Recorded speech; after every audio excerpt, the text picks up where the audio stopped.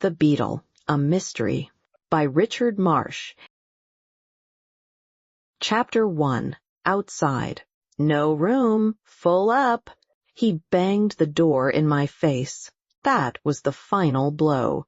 To have tramped about all day looking for work, to have begged even for a job which would give me money enough to buy a little food, and to have tramped and to have begged in vain, that was bad. But, sick at heart, depressed in mind and in body, exhausted by hunger and fatigue, to have been compelled to pocket any little pride I might have left, and solicit, as the penniless, homeless tramp which indeed I was, a night's lodging in the casual ward, and to solicit it in vain, that was worse, much worse, about as bad could be. I stared, stupidly, at the door which had just been banged in my face. I could scarcely believe that the thing was possible. I had hardly expected to figure as a tramp. But, supposing it conceivable that I could become a tramp, that I should be refused admission to that abode of all ignominy, the tramp's ward, was to have attained a depth of misery of which never even in nightmares I had dreamed. As I stood wondering what I should do, a man slouched towards me out of the shadow of the wall. "Won't he let you in?" "He says it's full." "Says it's full, does he?" "That's the lay at Fulham. They always says it's full. They wants to keep the number down." I looked at the man askance. His head hung forward, his hands were in his trouser pockets, his clothes were rags, his tone was husky. "Do you mean that they say it's full when it isn't? That they won't let me in, although there's room?" "That's it. Blokes a kiddin' yer. But if there's room, aren't they bound to let me in? Course they are, and blimey, if I was you, I'd make 'em. Blimey, I would." He broke into a volley of execrations.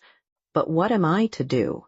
"Why, give 'em another rouser, let 'em know as he won't be kidded." I hesitated. Then, acting on his suggestion, for the second time I rang the bell. The door was flung wide open, and the grizzled pauper, who had previously responded to my summons, stood in the open doorway. Had he been the chairman of the Board of Guardians himself, he could not have addressed me with greater scorn. "What, here again? What's your little game? Think I've nothing better to do than to wait upon the likes of you? I want to be admitted." "Then you won't be admitted." "I want to see someone in authority." "Ain't you seeing someone in authority?" "I want to see someone besides you. I want to see the master." "Then you won't see the master." He moved the door swiftly, too, but, prepared for such a maneuver, I thrust my foot sufficiently inside to prevent his shutting it. I continued to address him. "Are you sure that the ward is full?" "Full 2 hours ago." "But what am I to do?" "I don't know what you're to do." "Which is the next nearest workhouse?" "Kensington."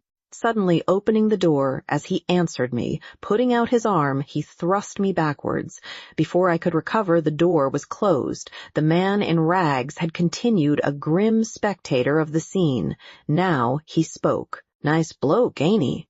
"He's only one of the paupers. Has he any right to act as one of the officials?" "I tell yer some of them paupers is wuss than the orficers, a long sight wuss. They thinks they owns the 'ouses, blimey they do. Oh, it's a fine world this is." He paused. I hesitated. For some time there had been a suspicion of rain in the air. Now it was commencing to fall in a fine but soaking drizzle. It only needed that to fill my cup to overflowing. My companion was regarding me with a sort of sullen curiosity. "Ain't you got no money?" "Not a farthing." "Done much of this sort of thing?" "It's the first time I've been to a casual ward, and it doesn't seem as if I'm going to get in now." "I thought you looked as if you was a bit fresh. What are you going to do?" "How far is it to Kensington?" "Work us? About 3 mile. But if I was you, I'd try St. George's." "Where's that?" "In the Fulham Road. Kensington's only a small place. They do you well there, and it's always full as soon as the doors opened. You'd have more chance at St. George's." He was silent. I turned his words over in my mind, feeling as little disposed to try the one place as the other. Presently he began again. I've traveled from reading this day, I have tramped every foot, and all the way as I come along I'll have a shakedown at Hammersmith, I says, and now I'm as fur off from it as ever. This is a fine country, this is. I wish every soul in it was swept into the sea, blimey I do, but I ain't gonna go no further. I'll have a bed in Hammersmith or I'll know the reason why. How are you going to manage it? Have you got any money? Got any money? My crikey. I look as though I had. I sound as though I had too. I ain't 'ad no brads, 'cept now and then a brown, this larst 6 months. How are you going to get a bed then? Ow? Am I going to? Why, like this way. He picked up 2 stones, one in either hand. The one in his left he flung at the glass which was over the door of the casual ward. It crashed through it and through the lamp beyond. That's how I'm going to get a bed. The door was hastily opened. The grizzled pauper reappeared. He shouted as he peered at us in the darkness. "Who done that?" "I done it, governor, and, if you like, you can see me do the other. It might do your eyesight good." Before the grizzled pauper could interfere, he had hurled the stone in his right hand through another pane. I felt that it was time for me to go. He was earning a night's rest at a price which, even in my extremity, I was not disposed to pay. When I left, 2 or 3 other persons had appeared upon the scene, and the man in rags was addressing them with a degree of frankness which, in that direction, left little to be desired. I slunk away unnoticed, but had not gone far before I had almost decided that I might as well have thrown in my fortune with the bolder wretch, and smashed a window too. Indeed, more than once my feet faltered as I all but returned to do the feat which I had left undone. A more miserable night for an out-of-door excursion I could hardly have chosen. The rain was like a mist, and was not only drenching me to the skin, but it was rendering it difficult to see more than a little distance in any direction. The neighborhood was badly lighted. It was one in which I was a stranger. I had come to Hammersmith as a last resource. It had seemed to me that I had tried to find some occupation which would enable me to keep body and soul together in every other part of London, and that now only Hammersmith was left. And at Hammersmith even the workhouse would have none of me. Retreating from the inhospitable portal of the casual ward, I had taken the first turning to the left, and, at the moment, had been glad to take it. In the darkness and the rain, the locality which I was entering appeared unfinished. I seemed to be leaving civilization behind me. The path was unpaved, the road rough and uneven, as if it had never been properly made. Houses were few and far between. Those which I did encounter seemed, in the imperfect light, amid the general desolation, to be cottages which were crumbling to decay. Exactly where I was, I could not tell. I had a faint notion that, if I only kept on long enough, I should strike some part of Walham Green. How long I should have to keep on, I could only guess. Not a creature seemed to be about of whom I could make inquiries. It was as if I was in a land of desolation. I suppose it was between 11 o'clock and midnight. I had not given up my quest for work till all the shops were closed, and in Hammersmith that night, at any rate, they were not early closers. Then I had lounged about dispiritedly, wondering what was the next thing I could do. It was only because I feared that if I attempted to spend the night in the open air, without food, when the morning came, I should be broken up and fit for nothing, that I sought a night's free board and lodging. It was really hunger which drove me to the workhouse door. That was Wednesday. Since the Sunday night preceding, nothing had passed my lips save water from the public fountains, with the exception of a crust of bread which a man had given me whom I had found crouching at the root of a tree in Holland Park. For 3 days I had been fasting, practically all the time upon my feet. It seemed to me that if I had to go hungry till the morning, I should collapse. There would be an end. Yet in that strange and inhospitable place, where was I to get food at that time of night, and how? I do not know how far I went. Every yard I covered, my feet dragged more. I was dead beat, inside and out. I had neither strength nor courage left. and within there was that frightful craving which was as though it shrieked aloud. I leant against some palings, dazed and giddy. If only death had come upon me quickly, painlessly, how true a friend I should have thought it! It was the agony of dying inch by inch which was so hard to bear. It was some minutes before I could collect myself sufficiently to withdraw from the support of the railings and to start afresh. I stumbled blindly over the uneven road. Once, like a drunken man, I lurched forward and fell upon my knees. Such was my backboneless state that for some seconds I remained where I was, half disposed to let things slide, accept the good the gods had sent me, and make a night of it just there. A long night, I fancy, it would have been, stretching from time unto eternity. Having regained my feet, I had gone perhaps another couple of 100 yards along the road. Heaven knows that it seemed to me just then a couple of miles, when there came over me again that overpowering giddiness which, I take it, was born of my agony of hunger. I staggered helplessly against a low wall which, just there, was at the side of the path. Without it, I should have fallen in a heap. The attack appeared to last for hours. I suppose it was only seconds, and when I came to myself, it was as though I had been aroused from a swoon of sleep, aroused to an extremity of pain. I exclaimed aloud, "For a loaf of bread, what wouldn't I do?" I looked about me in a kind of frenzy. As I did so, I for the first time became conscious that behind me was a house. It was not a large one. It was one of those so-called villas which are springing up in multitudes all round London and which are let at rentals of from £25 to £40 a year. It was detached. So far as I could see, in the imperfect light, there was not another building within 20 or 30 yards of either side of it. It was in 2 stories. There were 3 windows in the upper story. Behind each, the blinds were closely drawn. The hall door was on my right. It was approached by a little wooden gate. The house itself was so close to the public road that by leaning over the wall I could have touched either of the windows on the lower floor. There were 2 of them. One of them was a bow window. The bow window was open. The bottom center sash was raised about 6 inches. Chapter 2. Inside. I realized and, so to speak, mentally photographed all the little details of the house in front of which I was standing with what almost amounted to a gleam of preternatural perception. An instant before, the world swam before my eyes. I saw nothing. Now I saw everything with a clearness which, as it were, was shocking.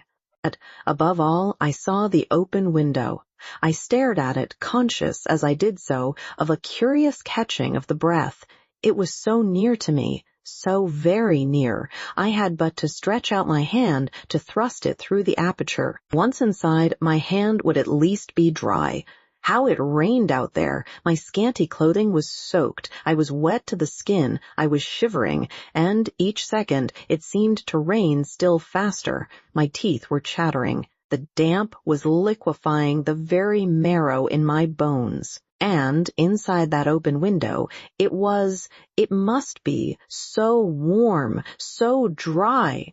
There was not a soul in sight, not a human being anywhere near. I listened. There was not a sound. I alone was at the mercy of the sodden night. Of all God's creatures, the only one unsheltered from the fountains of heaven which he had opened. There was not one to see what I might do, not one to care. I need fear no spy. Perhaps the house was empty. Nay, probably. It was my plain duty to knock at the door, rouse the inmates, and call attention to their oversight, the open window. The least they could do would be to reward me for my pains. But suppose the place was empty, what would be the use of knocking? It would be to make a useless clatter, possibly to disturb the neighborhood for nothing, and even if the people were at home, I might go unrewarded. I had learned, in a hard school, the world's ingratitude. To have caused the window to be closed, the inviting window, the tempting window, the convenient window, and then to be no better for it after all, but still to be penniless, hopeless, hungry, out in the cold and the rain. Better anything than that.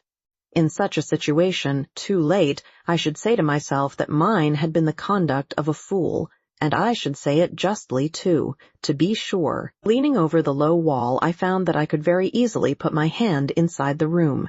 How warm it was in there! I could feel the difference of temperature in my fingertips. Very quietly, I stepped right over the wall. There was just room to stand in comfort between the window and the wall. The ground felt to the foot as if it were cemented. Stooping down, I peered through the opening. I could see nothing. It was black as pitch inside. The blind was drawn right up. It seemed incredible that anyone could be at home and have gone to bed, leaving the blind up and the window open. I placed my ear to the crevice. How still it was! Beyond doubt, the place was empty. I decided to push the window up another inch or two, so as to enable me to reconnoiter. If anyone caught me in the act, then there would be an opportunity to describe the circumstances, and to explain how I was just on the point of giving the alarm. Only, I must go carefully. In such damp weather, it was probable that the sash would creak. Not a bit of it. It moved as readily and as noiselessly as if it had been oiled. This silence of the sash so emboldened me that I raised it more than I intended. In fact, as far as it would go, not by a sound did it betray me. Bending over the sill, I put my head and half my body into the room. But I was no forwarder. I could see nothing, not a thing. For all I could tell, the room might be unfurnished. Indeed, the likelihood of such an explanation began to occur to me. I might have chanced upon an empty house. In the darkness, there was nothing to suggest the contrary. What was I to do? Well, if the house was empty, in such a plight as mine, I might be said to have a moral, if not a legal, right to its bare shelter. Who, with a heart in his bosom, would deny it me? Hardly the most punctilious landlord. Raising myself by means of the sill, I slipped my legs into the room. The moment I did so, I became conscious that, at any rate, the room was not entirely unfurnished. The floor was carpeted. I have had my feet on some good carpets in my time. I know what carpets are, but never did I stand upon a softer one than that. It reminded me, somehow, even then, of the turf in Richmond Park. It caressed my instep and sprang beneath my tread. To my poor, travel-worn feet, it was luxury after the puddly, uneven road. Should I, now I had ascertained that the room was, at least, partially furnished, beat a retreat, or should I push my researches further? It would have been rapture to have thrown off my clothes and to have sunk down on the carpet then and there to sleep. But I was so hungry, so famine-goaded, what would I not have given to have lighted on something good to eat? I moved a step or two forward, gingerly, reaching out with my hands, lest I struck, unawares, against some unseen thing. When I had taken 3 or 4 such steps without encountering an obstacle, or indeed anything at all, I began, all at once, to wish I had not seen the house, that I had passed it by, that I had not come through the window, that I were safely out of it again. I became on a sudden aware that something was with me in the room. There was nothing, ostensible, to lead me to such a conviction. It may be that my faculties were unnaturally keen, but, all at once, I knew that there was something there. What was more, I had a horrible persuasion that, though unseeing, I was seen, that my every movement was being watched. What it was that was with me, I could not tell. I could not even guess. It was as though something in my mental organization had been stricken by a sudden paralysis. It may seem childish to use such language, but I was overwrought, played out, physically speaking, at my last counter, and in an instant, without the slightest warning, I was conscious of a very curious sensation, the like of which I had never felt before, and the like of which I pray that I never may feel again, a sensation of panic fear. I remained rooted to the spot on which I stood, not daring to move, fearing to draw my breath. I felt that the presence with me in the room was something strange, something evil. I do not know how long I stood there, spellbound, but certainly for some considerable space of time. By degrees, as nothing moved, nothing was seen, nothing was heard, and nothing happened, I made an effort to better play the man. I knew that, at the moment, I played the cur, and endeavored to ask myself of what it was I was afraid. I was shivering at my own imaginings. What could be in the room to have suffered me to open the window and to enter unopposed? Whatever it was surely to the full as great a coward as I was, or why permit, unchecked, my burglarious entry? Since I had been allowed to enter, the probability was that I should be at liberty to retreat, and I was sensible of a much keener desire to retreat than I had ever had to enter. I had to put the greatest amount of pressure upon myself before I could summon up sufficient courage to enable me to even turn my head upon my shoulders, and the moment I did so, I turned it back again. What constrained me? To save my soul, I could not have said, but I was constrained. My heart was palpitating in my bosom. I could hear it beat. I was trembling so that I could scarcely stand. I was overwhelmed by a fresh flood of terror. I stared in front of me with eyes in which, had it been light, would have been seen the frenzy of unreasoning fear. My ears were strained so that I listened with an acuteness of tension which was painful. Something moved, slightly, with so slight a sound that it would scarcely have been audible to other ears save mine. But I heard. I was looking in the direction from which the movement came, and, as I looked, I saw in front of me two specks of light. They had not been there a moment before, that I would swear. They were there now. They were eyes. I told myself they were eyes. I had heard how cats' eyes gleam in the dark, though I had never seen them, and I said to myself that these were cats' eyes, that the thing in front of me was nothing but a cat. But I knew I lied. I knew that these were eyes, and I knew they were not cat's eyes, but what eyes they were I did not know, nor dared to think. They moved towards me. The creature to which the eyes belonged was coming closer. So intense was my desire to fly that I would much rather have died than stood there still. Yet I could not control a limb. My limbs were as if they were not mine. The eyes came on, noiselessly. At first they were between 2 and 3 feet from the ground, but on a sudden there was a squelching sound, as if some yielding body had been squashed upon the floor. The eyes vanished, to reappear, a moment afterwards, at what I judged to be a distance of some 6 inches from the floor. And they again came on. So it seemed that the creature, whatever it was to which the eyes belonged, was, after all, but small. Why I did not obey the frantic longing which I had to flee from it, I cannot tell. I only know I could not. I take it that the stress and privations which I had lately undergone, and which I was, even then, still undergoing, had much to do with my conduct at that moment, and with the part I played in all that followed. Ordinarily, I believe that I have as high a spirit as the average man, and as solid a resolution. But when one has been dragged through the valley of humiliation and plunged again and again into the waters of bitterness and privation, a man can be constrained to a course of action of which, in his happier moments, he would have deemed himself incapable. I know this of my own knowledge. Slowly the eyes came on, with a strange slowness, and as they came, they moved from side to side as if their owner walked unevenly. Nothing could have exceeded the horror with which I awaited their approach, except my incapacity to escape them. Not for an instant did my glance pass from them. I could not have shut my eyes for all the gold the world contains, so that as they came closer I had to look right down to what seemed to be almost the level of my feet, and, at last, they reached my feet. They never paused. On a sudden I felt something on my boot, and, with a sense of shrinking, horror, nausea rendering me momentarily more helpless, I realized that the creature was beginning to ascend my legs, to climb my body.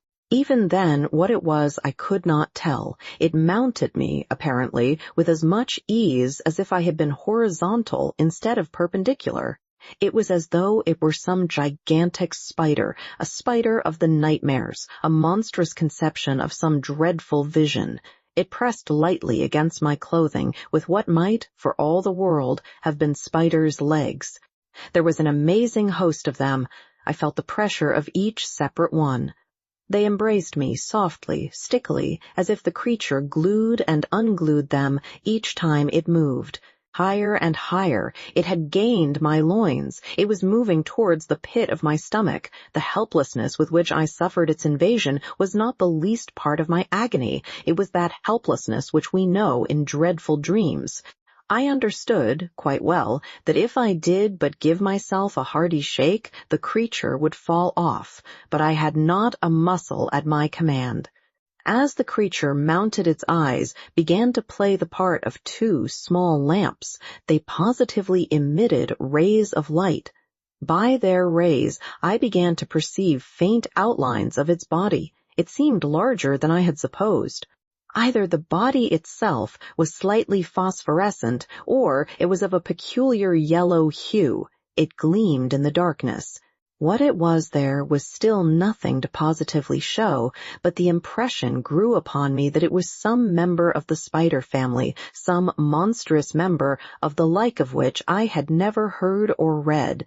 It was heavy, so heavy indeed that I wondered how, with so slight a pressure, it managed to retain its hold, that it did so by the aid of some adhesive substance at the end of its legs.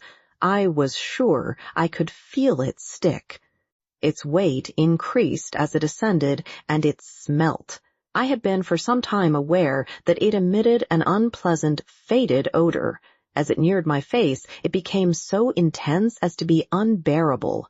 It was at my chest. I became more and more conscious of an uncomfortable wobbling motion, as if each time it breathed its body heaved. Its forelegs touched the bare skin about the base of my neck. They stuck to it. Shall I ever forget the feeling? I have it often in my dreams. While it hung on with those in front, it seemed to draw its other legs up after it. It crawled up my neck with hideous slowness, a quarter of an inch at a time, its weight compelling me to brace the muscles of my back. It reached my chin, it touched my lips, and I stood still and bore it all, while it enveloped my face with its huge, slimy, evil-smelling body, and embraced me with its myriad legs. The horror of it made me mad. I shook myself like one stricken by the shaking ague. I shook the creature off. It squashed upon the floor, shrieking like some lost spirit. Turning, I dashed towards the window. As I went, my foot catching in some obstacle, I fell headlong to the floor. Picking myself up as quickly as I could, I resumed my flight, rain or no rain. Oh, to get out of that room! I already had my hand upon the sill. In another instant I should have been over it. Then, despite my hunger, my fatigues, let anyone have stopped me if they could, when someone behind me struck a light. Chapter 3. The Man in the Bed. The illumination which instantly followed was unexpected. It startled me, causing a moment's check, from which I was just recovering when a voice said, "Keep still." There was a quality in the voice which I cannot describe, not only an accent of command, but a something malicious, a something saturnine. It was a little guttural, though whether it was a man speaking I could not have positively said, but I had no doubt it was a foreigner. It was the most disagreeable voice I had ever heard, and it had on me the most disagreeable effect, for when it said, "Keep still," I kept still. It was as though there was nothing else for me to do. Turn round. I turned round, mechanically, like an automaton. Such passivity was worse than undignified. It was galling. I knew that well. I resented it with secret rage. But in that room, in that presence, I was invertebrate. When I turned, I found myself confronting someone who was lying in bed. At the head of the bed was a shelf. On the shelf was a small lamp which gave the most brilliant light I had ever seen. It caught me full in the eyes, having on me such a blinding effect that for some seconds I could see nothing. Throughout the whole of that strange interview, I cannot affirm that I saw clearly. The dazzling glare caused dancing specks to obscure my vision. Yet, after an interval of time, I did see something, and what I did see I had rather have left unseen. I saw someone in front of me lying in a bed. I could not at once decide if it was a man or a woman. Indeed, at first I doubted if it was anything human. But afterwards I knew it to be a man, for this reason, if for no other, that it was impossible such a creature could be feminine. The bedclothes were drawn up to his shoulders. Only his head was visible. He lay on his left side, his head resting on his left hand, motionless, eyeing me as if he sought to read my inmost soul, and, in very truth, I believe he read it. His age I could not guess. Such a look of age I had never imagined. Had he asserted that he had been living through the ages, I should have been forced to admit that, at least, he looked it. And yet I felt that it was quite within the range of possibility that he was no older than myself. There was a vitality in his eyes which was startling. It might have been that he had been afflicted by some terrible disease, and it was that which had made him so supernaturally ugly. There was not a hair upon his face or head, but, to make up for it, the skin, which was a saffron yellow, was an amazing mass of wrinkles. The cranium, and indeed the whole skull, was so small as to be disagreeably suggestive of something animal. The nose, on the other hand, was abnormally large. So extravagant were its dimensions, and so peculiar its shape, it resembled the beak of some bird of prey. A characteristic of the face, and an uncomfortable one, was that, practically, it stopped short at the mouth. The mouth, with its blubber lips, came immediately underneath the nose and chin. To all intents and purposes, there was none. This deformity, for the absence of chin, amounted to that. It was which gave to the face the appearance of something not human, that and the eyes. For so marked a feature of the man were his eyes, that, ere long, it seemed to me that he was nothing but eyes. His eyes ran, literally, across the whole of the upper portion of his face. Remember, the face was unwontedly small, and the columna of the nose was razor-edged. They were long, and they looked out of narrow windows, and they seemed to be lighted by some internal radiance, for they shone out like lamps in a lighthouse tower. Escape them I could not while, as I endeavored to meet them, it was as if I shriveled into nothingness. Never before had I realized what was meant by the power of the eye. They held me enchained, helpless, spellbound. I felt that they could do with me as they would, and they did. Their gaze was unfaltering, having the bird-like trick of never blinking. This man could have glared at me for hours and never moved an eyelid. It was he who broke the silence. I was speechless. Shut the window. I did as he bade me. Pull down the blind. I obeyed. Turn round again. I was still obedient. "What is your name?" Then I spoke, to answer him. There was this odd thing about the words I uttered, that they came from me, not in response to my willpower, but in response to his. It was not I who willed that I should speak. It was he. What he willed that I should say, I said, just that and nothing more. For the time I was no longer a man. My manhood was merged in his. I was, in the extremest sense, an example of passive obedience. Robert Holt. What are you? A clerk. You look as if you were a clerk. There was a flame of scorn in his voice which scorched me even then.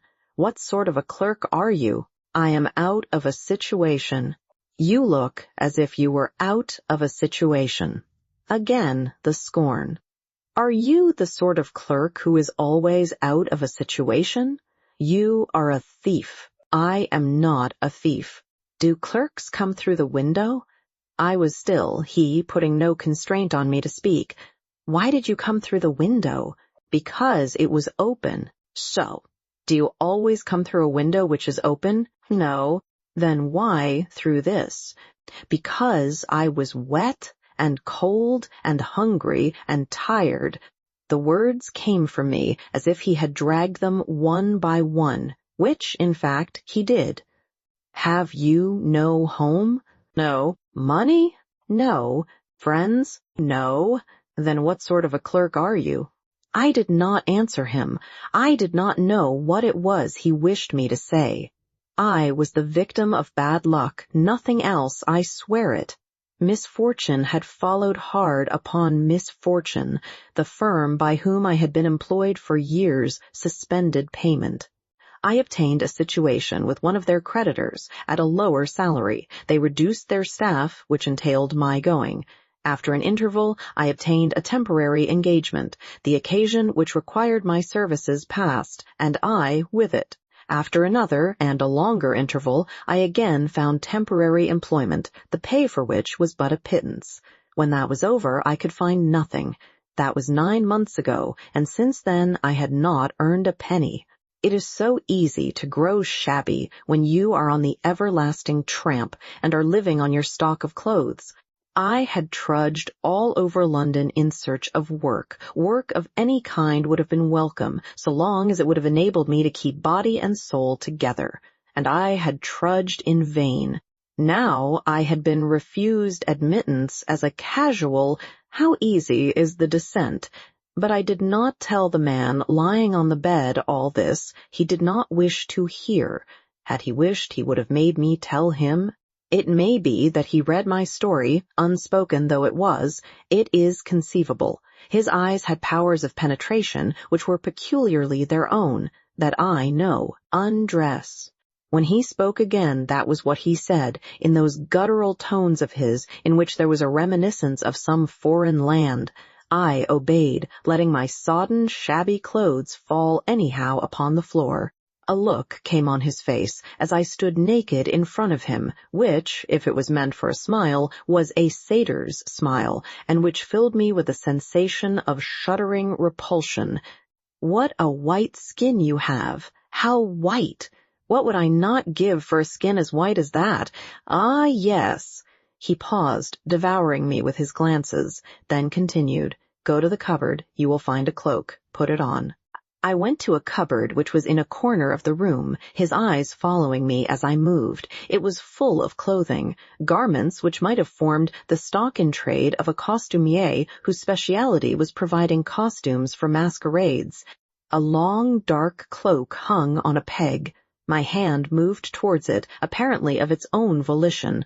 I put it on, its ample folds falling to my feet. In the other cupboard you will find meat and bread and wine. Eat and drink. On the opposite side of the room, near the head of his bed, there was a second cupboard. In this, upon a shelf, I found what looked like pressed beef, several round cakes of what tasted like rye bread, and some thin, sour wine in a straw-covered flask. But I was in no mood to criticize. I crammed myself, I believe, like some famished wolf, he watching me in silence all the time. When I had done, which was when I had eaten and drunk as much as I could hold, there returned to his face that satyr's grin. I would that I could eat and drink like that. Ah, yes.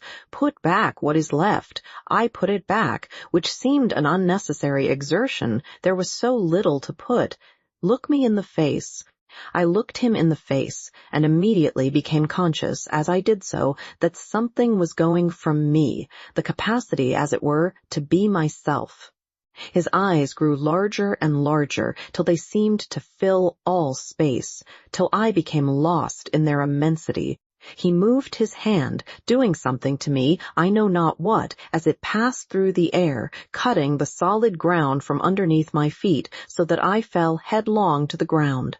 Where I fell, there I lay, like a log, and the light went out. Chapter 4. A Lonely Vigil. I knew that the light went out, for not the least singular, nor indeed the least distressing part of my condition was the fact that, to the best of my knowledge and belief, I never once lost consciousness during the long hours which followed.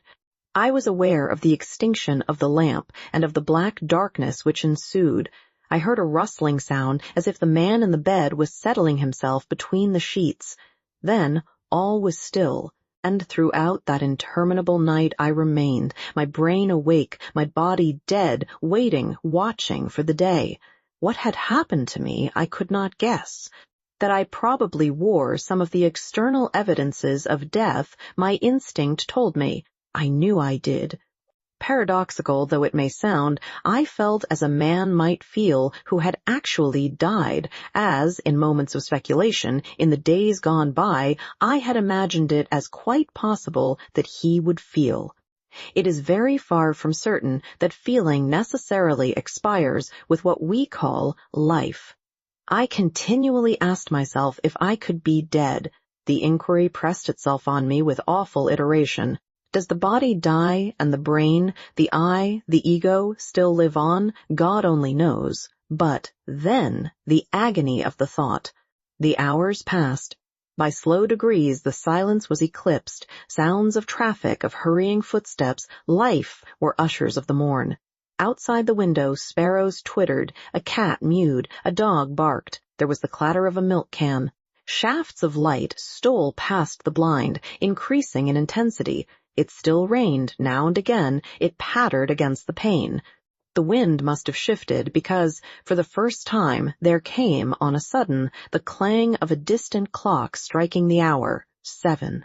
Then, with the interval of a lifetime between each chiming, 8, 9, 10. So far, in the room itself, there had not been a sound.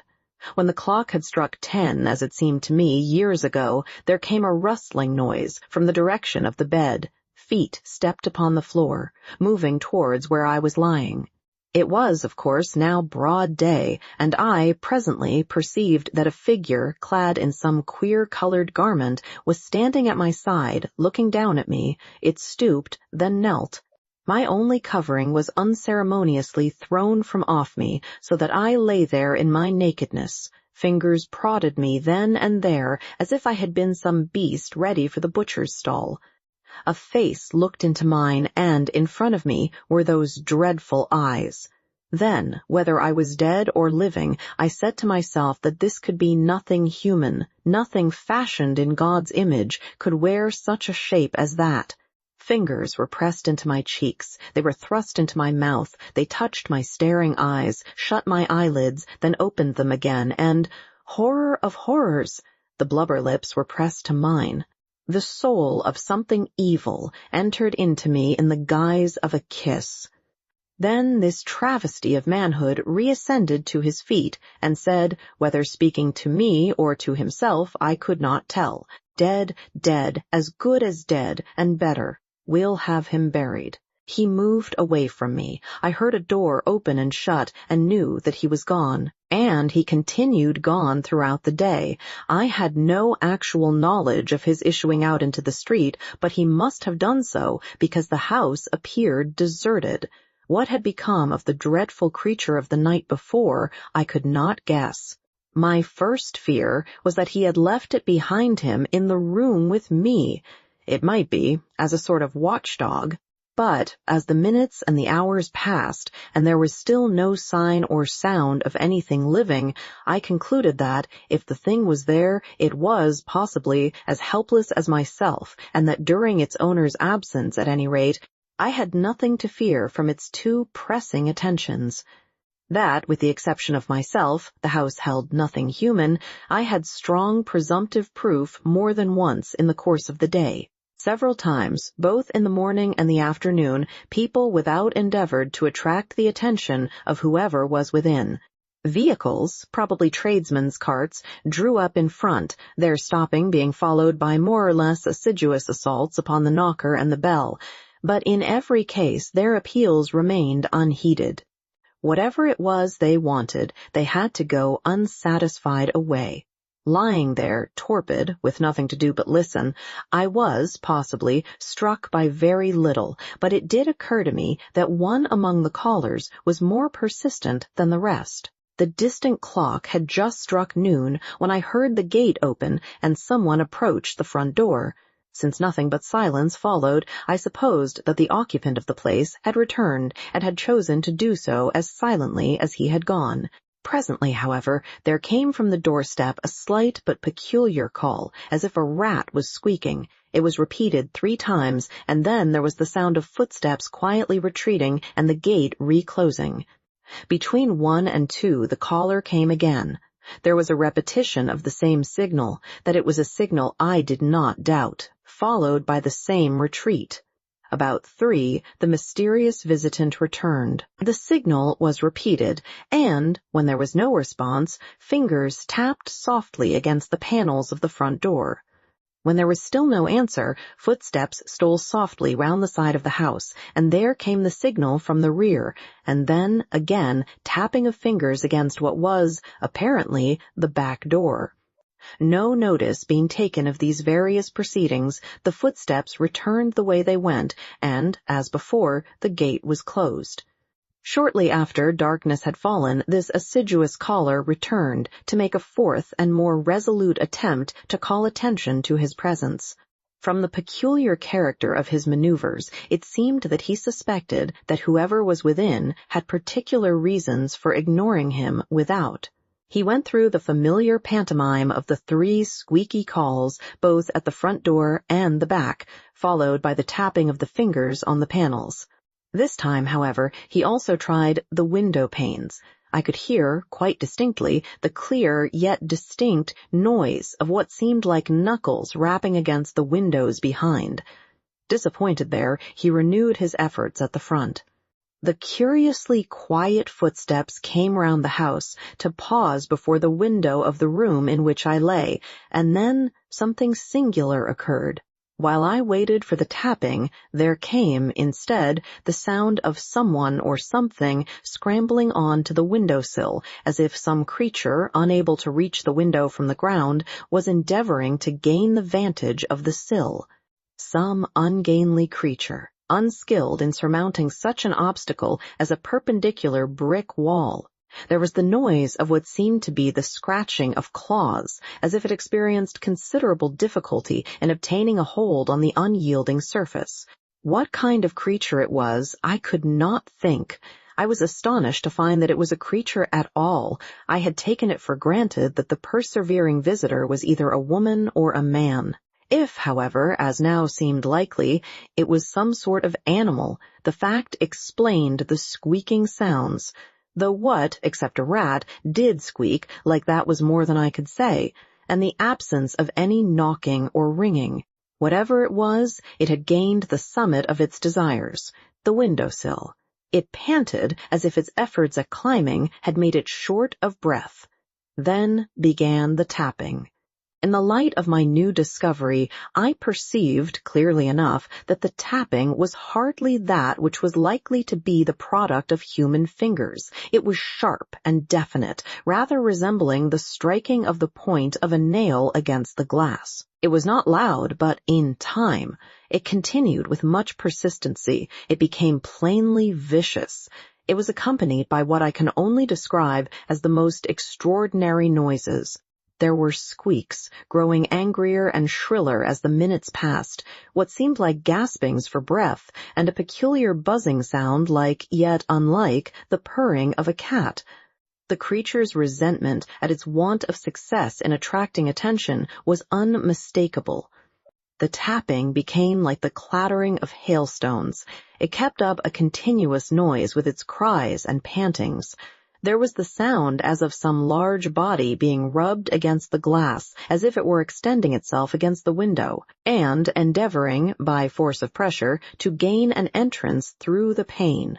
So violent did its contortions become that I momentarily anticipated the yielding of the glass, and the excited assailant coming crashing through. Considerably to my relief, the window proved more impregnable than seemed at one time likely. The stolid resistance proved, in the end, to be too much either for its endurance or its patience.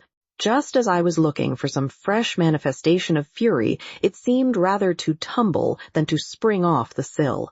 Then came, once more, the same sound of quietly retreating footsteps, and what, under the circumstances, seemed odder still, the same closing of the gate.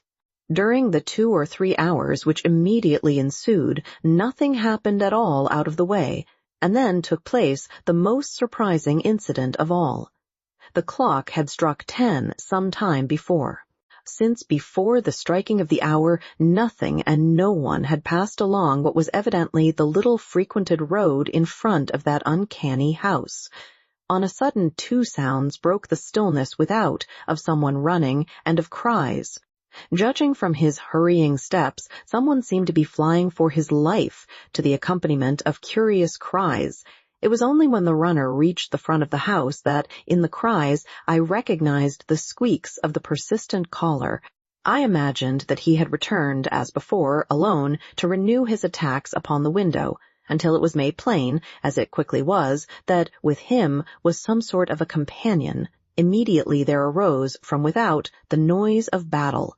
Two creatures, whose cries were, to me, of so unusual a character that I found it impossible to even guess at their identity, seemed to be waging war to the knife upon the doorstep. After a minute or two of furious contention, victory seemed to rest with one of the combatants, for the other fled, squeaking as with pain. While I listened with strained attention for the next episode in this queer drama, expecting that now would come another assault upon the window, to my unbounded surprise, I heard a key thrust in the keyhole. The lock turned, and the front door thrown open with a furious bang. It was closed as loudly as it was opened. Then the door of the room in which I was dashed open with the same display of excitement and of clamor. Footsteps came hurrying in. The door was slammed to with a force which shook the house to its foundations. There was a rustling as of bedclothes, the brilliant illumination of the night before, and a voice, which I had only too good reason to remember, said, "Stand up." I stood up, automatically, at the word of command, facing towards the bed. There, between the sheets, with his head resting on his hand, in the attitude in which I had seen him last, was the being I had made acquaintance with under circumstances which I was never likely to forget. The same, yet not the same.